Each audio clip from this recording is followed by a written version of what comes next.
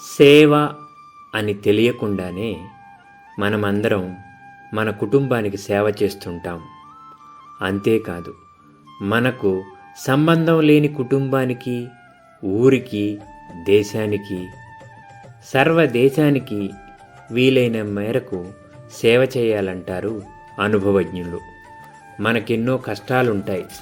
కష్టాలు లేకుండా జీవితం గడవదు. ఉద్యోగంలో చిక్కులు, అన్నానికి తిప్పలు, ఇంటిపై దిగులు, ఇలా ఎన్నో ఉంటూ ఉంటాయి. మన కష్టాలు ఎన్ని ఉన్నా వాటిని అధిగమిస్తూ సామాజిక సేవకు నడుం బిగించడం అన్నది సామాన్యమైన విషయం కాదు. ఇతరులకు సేవ చేయడం వల్ల మన సమస్యకో పరిష్కారం లభించే అవకాశం ఉంటుంది. కానీ సేవను లాభనష్టాల లెక్కలల్లే చూడకూడదు. ఎదుటివారికి కష్టాన్ని తీర్చడానికి మనకు వీలైన చేతనైన రీతిలో చేయగలిగితే చాలు. అందుకు ముహూర్తాలతో పని లేదు.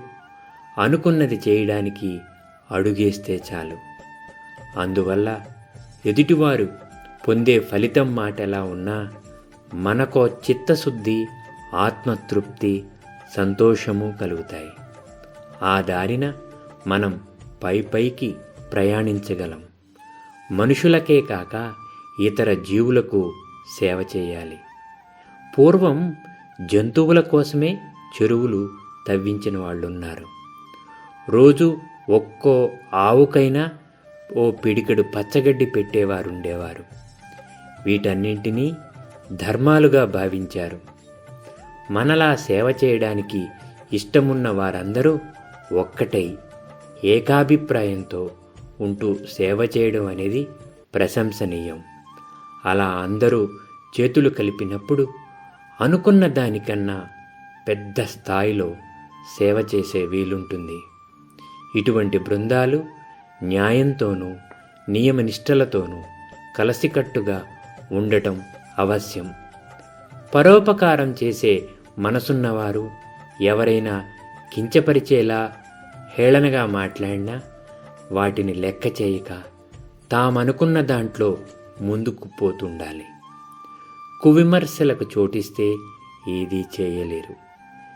కాలక్షేపం అంటూ ఏవో రుచికరమైనవి తింటూ కళ్ళను ఆకర్షించే దృశ్యాలను చూసుకుంటూ సమయాన్ని వృధా చేసుకోవడం కన్నా సేవ చేయడం అనేది మనసుకి చెప్పలేనంత ఉత్సాహం, సంతోషాన్ని ఇస్తాయనడంలో సందేహం లేదు.